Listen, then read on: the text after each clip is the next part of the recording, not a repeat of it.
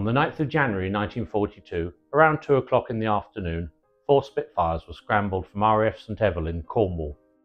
Their task was to find a slow-moving object, probably an aircraft, travelling southeast towards the Cornish coast. Vectored by radar controllers, they soon found their quarry, a Supermarine Walrus, travelling southeast at around 6,000 feet.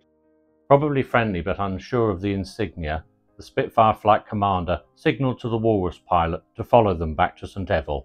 The Walrus pilot could do little but comply. On landing at St Eval, the Walrus was waved into a dispersal, and not being under any great suspicion, was offered fuel. This was accepted, and refuelling commenced.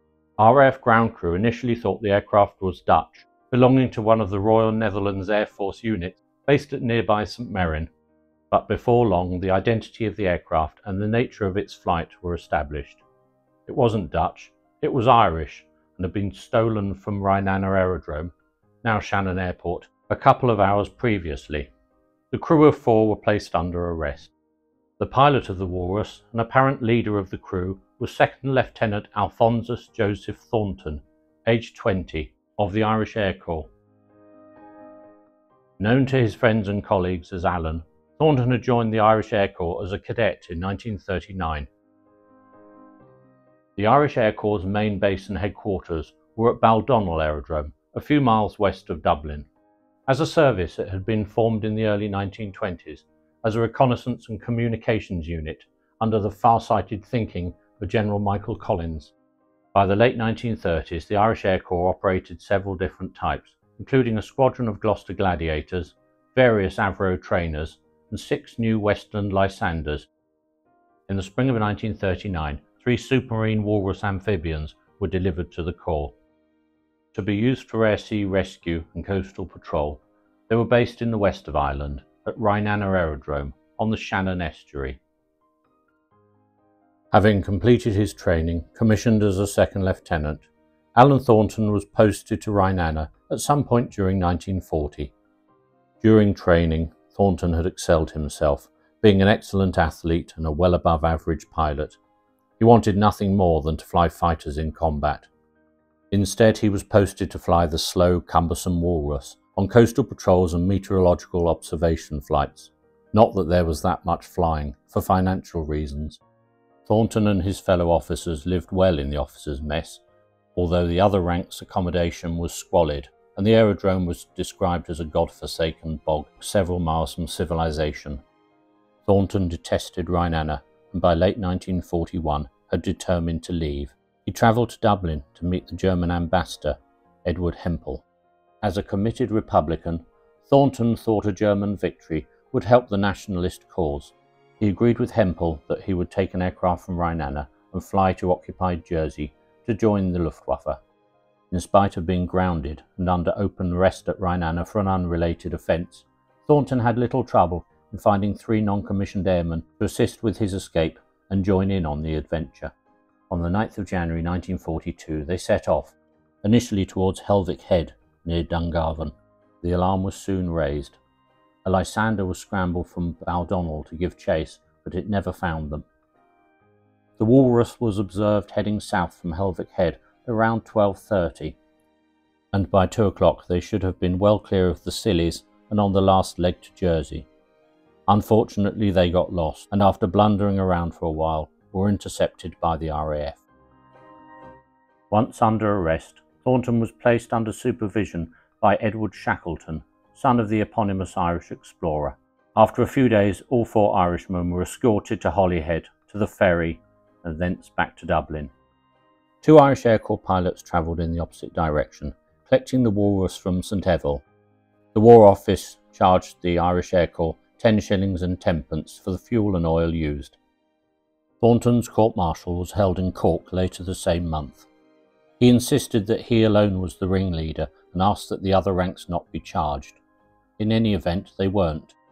In spite of a robust defence from Captain Cowan, Thornton was found guilty of desertion, conduct prejudicial to good order and military discipline, theft of 150 gallons of petrol, and losing his service revolver. He was sentenced to 18 months imprisonment without hard labour and was sent to the prison at Maryborough, now Portaloy. His father, Thomas Thornton, an old associate of Michael Collins and still working in the Irish government, lobbied hard for an early release. His efforts paid off. Alan Thornton was released from prison after serving a mere 4 months of his sentence.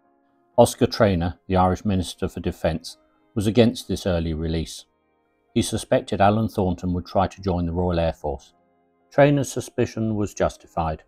In late 1942, Alan Thornton travelled to the United Kingdom and joined the Royal Air Force as a sergeant pilot. He also started dating Margaret Saunders, who was serving in the Women's Auxiliary Air Force. Their marriage was registered in Warwick in January 1944. The RAF records also show that Alan Thornton had a forced landing with no injuries in a Hawker Hurricane in May 1944 at RAF Teeling, just north of Dundee. One wonders if the RAF ever knew about his previous attempt to join the Luftwaffe.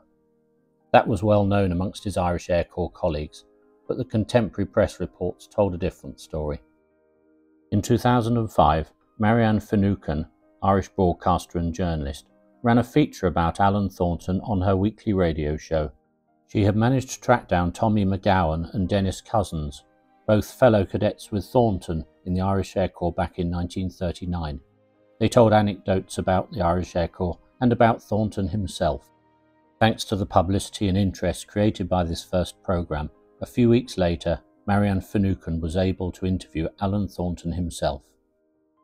The interview is fascinating, with the 85-year-old Thornton reflecting on the actions of his 20-something-year-old self. He desperately wanted to fly in combat, and it was that, not his Republican dreams, that drove him to steal the Walrus back in 1942. He served in Italy, the Balkans and Greece on ground attack operations, and admitted that on his first ground attack sortie he had returned without firing a shot. Not that he hadn't found a target, but that he didn't want to injure all the horses in the German convoy. The reality of having to kill people somewhat shattered the young man's dream. At one point he was captured by the Chetniks, a Yugoslavian partisan group whose loyalties changed sides even more times than Thornton's. They subjected him to a mock execution, but in the end they just stole his money and let him go. After the Second World War, the Thorntons stayed in southeast England. Alan Thornton instructed on tiger moths for a decade or so, and then his flying days were over. Returning to live in Ireland probably wasn't an option. President De Valera, in word and deed, blacklisting the near 50,000 Irish citizens who came to fight for the Allied cause. De Valera's actions were challenged and questioned by many, most publicly by Peter Cowan, the same Captain Cowan who had defended Thornton at his court-martial. Margaret Thornton died in 2004, and Alan Thornton died 2 years later, in 2006. The Walrus that Thornton stole, number 18, was withdrawn from Irish Air Corps use in 1943. It was given to Aer Lingus, but never operated by them. In 1946 it was sold to squadron leader Ronald Kellett for £150. The wealthy Kellett was commanding officer of 615 Squadron RAF at Kenley, south of London. The Walrus was used for bathing parties by the squadron, flying down to the south coast to go for a swim. By the late 1940s it had been withdrawn from use and lay, getting ever more derelict, on the dump at Tame Airfield in Buckinghamshire. However, in 1963 it was rescued and rebuilt to museum condition. Today it's on display at the Fleet Air Arm Museum in Yeovilton, Somerset, one of 4 surviving Walrus of the 740 that were built. Thank you for watching.